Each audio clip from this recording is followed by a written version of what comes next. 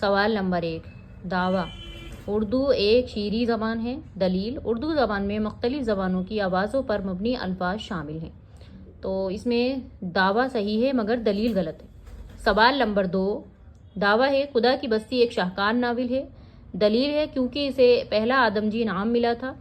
دعویٰ صحیح ہے لیکن دلیل غلط ہے۔ سوال نمبر 3، کس علاقے کو مسعود حسین خان نے اردو کا گہوارہ بتایا ہے؟ نواح دہلی کو۔ سوال نمبر 4، شعر الہند کے مصنف کا نام کیا ہے؟ عبدالسلام ندوی۔ سوال نمبر 5، کسی واقعے کی طرف اشارہ کس صنعت میں کیا جاتا ہے؟ صنعت تلمیح میں۔ سوال نمبر 6، فوجی کس ناول کا کردار ہے؟ فسانہ آزاد۔